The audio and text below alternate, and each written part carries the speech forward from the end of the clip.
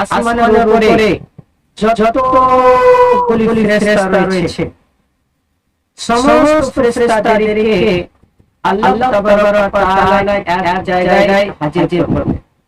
হাজির করার পর আল্লাহ তাবারক ওয়া তাআলা সে সমস্ত ফেরেশতাদেরকে বলছেন যে আমি তোমাদেরকে এক কথা বলবো, সে কথাটা হলো যে আমি পৃথিবীর বুকে জমিনের বুকে আমি একটি খলিফা তৈরি করব।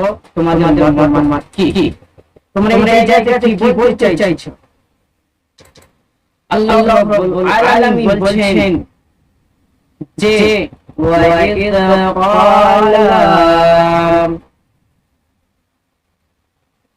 وَإِذْ قَالَ رَبُّكَ لِلْمَلَائِكَةِ إِنِّي جَاعِلٌ فِي الْأَرْضِ خَلِيفَةً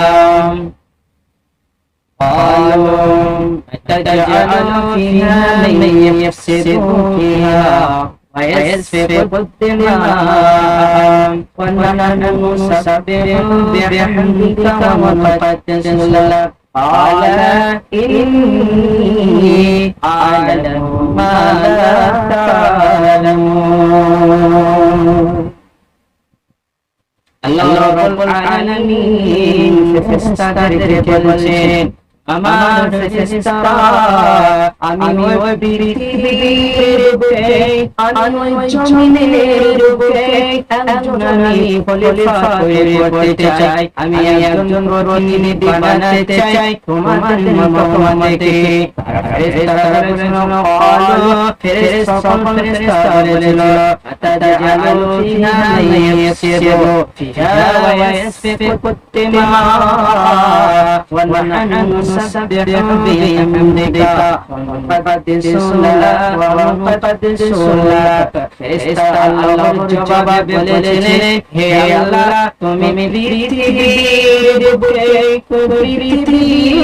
এমন কাউকে সৃষ্টি করবেন, এমন কাউকে বানাবেন, এমন কাউকে তুমি তৈরি করতে চাইছো যে সে পৃথিবীর বুকে গিয়ে রান্না করবে, বিশৃঙ্খলা করবে, রক্তপাত ঘটাবে।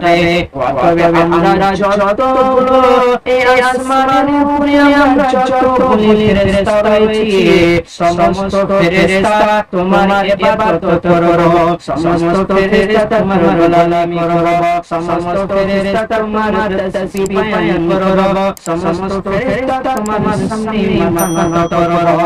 অতএব তুমি হযরত আদম আলাইহিস সালামকে বানায়ো না, তুমি আদমকে তৈরি করিও না, তুমি মানব জাতিকে সৃষ্টি করিও না।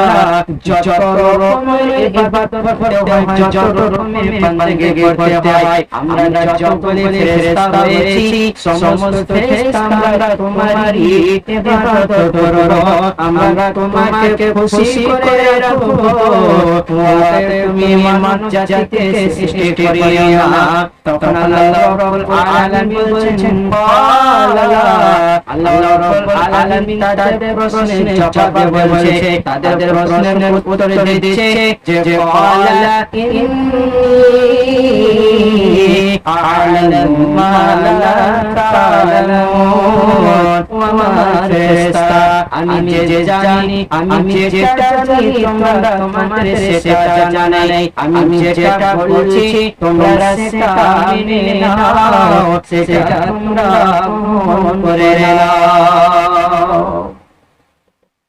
তবে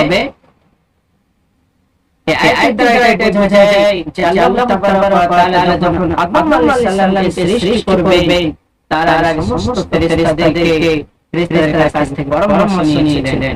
কিন্তু পরামর্শ ফেরেশতারা কি বলেছিল যে তুমি আদম সন্তানকে তুমি মানব জাতিকে সৃষ্টি করলেন, যতটুকু ইবাদত করতে হয় আমরা তোমার যতগুলো ফেরেশতা তোমাকে খুশি করে রাখবো, আমরা সকল ফেরেশতা তোমার ইবাদত বান্দাগি করব। অতএব তুমি আদমকে অর্থাৎ মানব জাতিকে সৃষ্টি করিও না। তাদের জবাব আল্লাহ রাব্বুল আলামিন জানিয়ে, আমার ফেরেশতা আমি যেটা জানি তোমরা সেটা জানো না, আমি যেটা বলছি তোমরা সেটা মেনে নাও, তোমরা সেটা গ্রহণ করে নাও। তবে আল্লাহ কি করেছিলেন, ফেরেশতারা মেনে নিয়েছিলেন। তাই আল্লাহ তাআলা আমাদেরকে সৃষ্টি করার উদ্দেশ্য হলো জামা খালাকাল জিন্না ওয়াল ইনসা ইল্লা লিয়াবুদুন। আমি জিন এবং মানুষদেরকে সৃষ্টি করেছি যে আমারই ইবাদত করবে, আমারই গোলামি করবে, আমারই কি করবে ইবাদত, আমারই বান্দাগি করবে, আমারই খিদমত করবে, আমারই ইতাআত করবে, আমার সামনে তারা মাথা করবে।